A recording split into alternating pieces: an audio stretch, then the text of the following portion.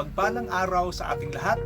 Ang ipinapaabot po ng Nakikita ang Diyos page at ng Nunong is Revealer YouTube channel, na kung saan po sa ating channel po ay atin pong tinatalakay doon ang mga katotohanan tungkol po sa Diyos ng ating mga ninuno. Kaya nga po naging Revealer po ang pangalan ng ating channel dahil nire-reveal po doon ang mga katotohanan tungkol po sa Diyos ng ating mga ninuno na matagal na po nating kinalimutan at matagal na po hindi po pinapansin at hindi po kinikilala ng mga Pilipino dahil nga po naging virus teachings po kasi ang mga dayuhan na kung saan po ay napalayo po tayo sa Diyos ng ating mga ninuno na walang iba po kundi itong Earth and Universe, na Diyos Anak po ang Earth at ang Diyos Ama po natin ang Universe, na siyan po ang totoong katawan ni Jesus, na siyang mababasa po natin sa 2 Corinthians chapter 10 verse 4, na kung saan po ang Earth po ang malaking batong buhay na hirang mahalaga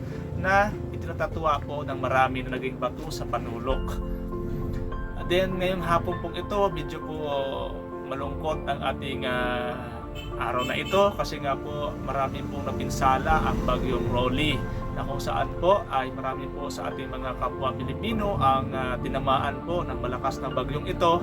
Kaya po medyo malungkot po ang ating nararamdaman sa hapong ito.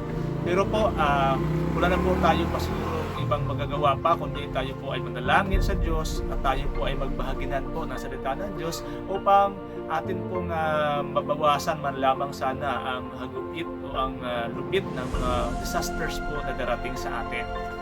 Para po sa kaalaman ng lahat, kami po sa ating page na Nakikita ang Diyos page at Nunong is Revealer na YouTube channel ay hindi po kami sumasagasa o hindi po kami naninira ng anumang religion o mga sekta po o denominasyon po na inyong kinakaaliban.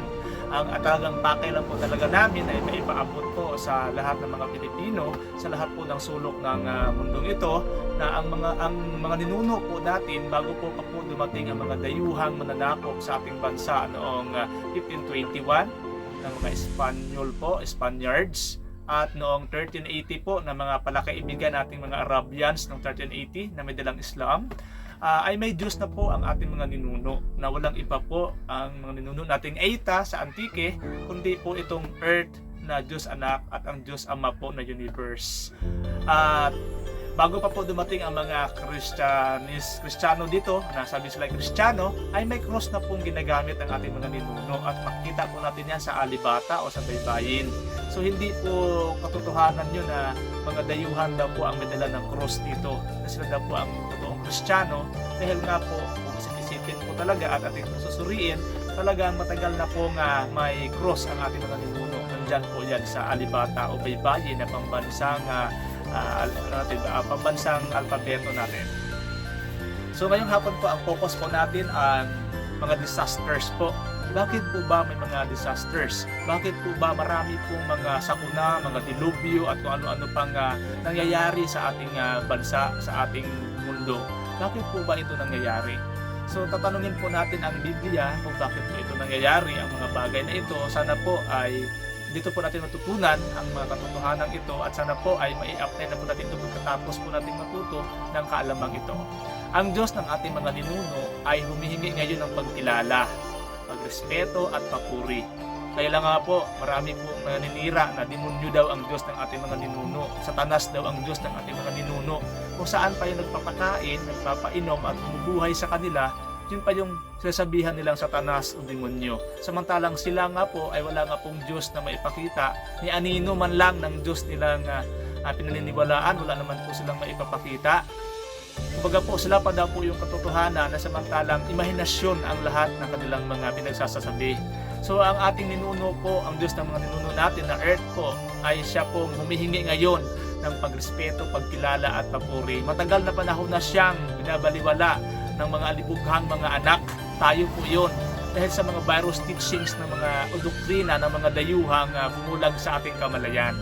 Sa Matthew 9:13 po, mababasa po natin dyan, "Datapwat magsihayo kayo at inyong pag-aralan kung ano ang kahulugan nito. Habag ang ibig ko at hindi hain, sapagkat hindi ako naparito upang tumawag ng mga matuwid kundi ang mga makasalanan." Kaya nga po mga kapatid, Ang Diyos po ay hindi po nangangailangan ng ating pera, ng ating salapi. Ang kailangan po ng Diyos ngayon ay pagkilala, pagrespeto, awa po at habag ang kailangan niya sa atin at pagkilala sa Kanya.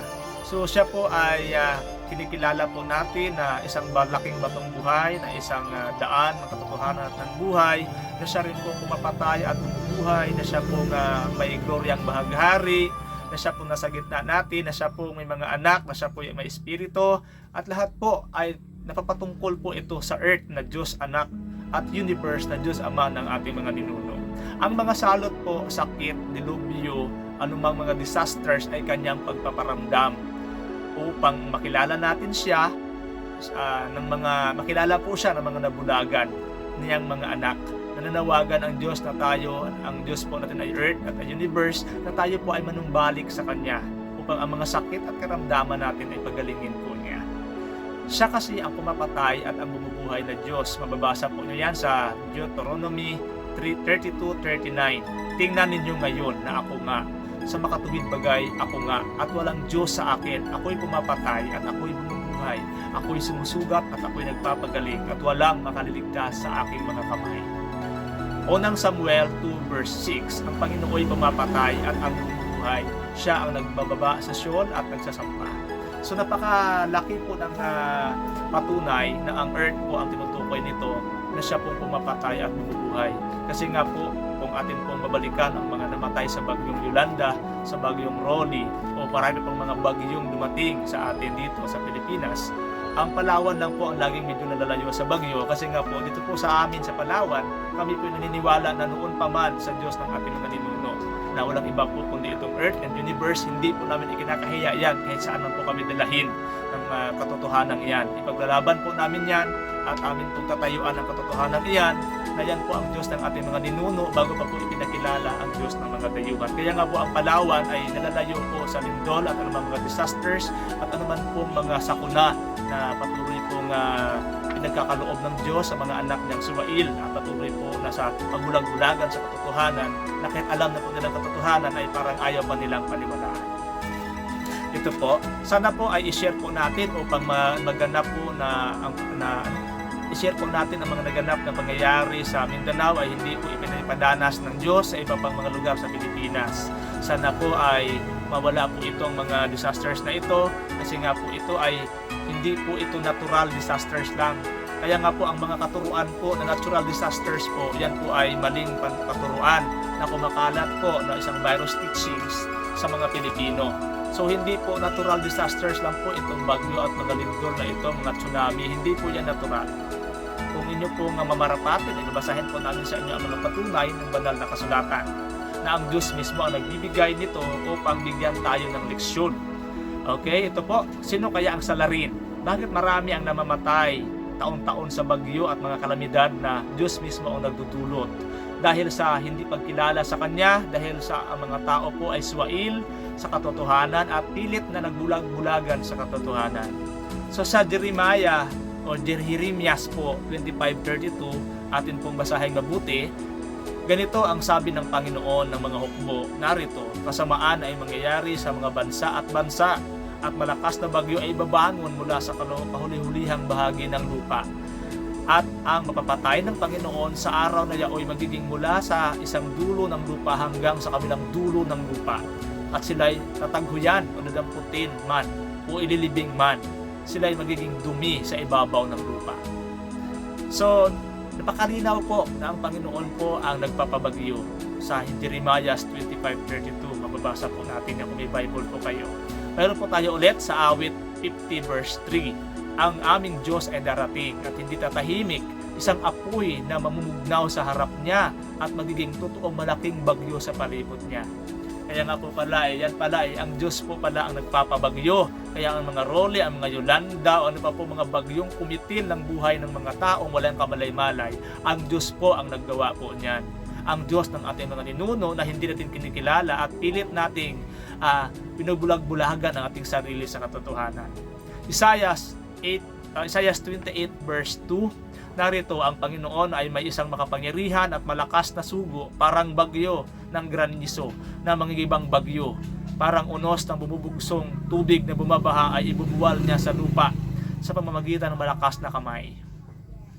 Isaiah 29 verse 6, sila'y dadalawin ng Panginoon ng mga hukbo sa pamamagitan ng kulog at ng lindol at ng malaking kaingay, ng ipo-ipo at ng bagyo at ng liyab ng namumugnaw na apoy. Isaiah 30:30, at iparirinig ng Panginoon ang kanyang malawalhating tinig at ipakilala ang pagbabaka ng kanyang bisig na may pagkakagalit ng kanyang galit at ng liyab ng namumugnaw na apoy na may bugso ng ulan at bagyo at granizo. Jeremiah 23:19, narito ang Panginoon, ang bagyo ng Panginoon, ang kanyang kapusukan ay lumalabas o ipo-ipong bagyo. Babagsak sa ulo ng masama, ang galit ng Panginoon ay hindi mapaparam hanggang sa kanyang magawa at hanggang sa kanyang maisagawa ang haka ng kanyang puso. Sa mga huling araw ay lubos ninyong mauunawa. Ezekiel 38:9, ikaw ay sasampa, ikaw ay darating na parang bagyo, ikaw ay magiging parang ulap na tatakip sa lupain. Ikaw at ang lahat mong mga pulutong at ang mga maraming tao na kasama mo, ang mga palasyong yaon na mahiyawan sa kaarawan ng pagbabaka, na may bagyo sa kaarawan ng ipo-ipo. So, kitang-kita po natin yan sa Amos 1:14. Nahum 1:3, ang Panginoon ay banayad sa pagkagalit at dakila sa kapangyarihan, at anumang paraan ay hindi aariing walang sala ang salarin. Ang daan ng Panginoon ay sa ipo-ipo at sa bagyo, at ang ulap ay siyang alabok ng kanyang mga paa. Kanyang sinasaway ang dagat at tinutuyo ang lahat na ilog. Ang Basan ay nalalanta at ang Carmelo at ang bulaklak ng Libano ay nalalanta.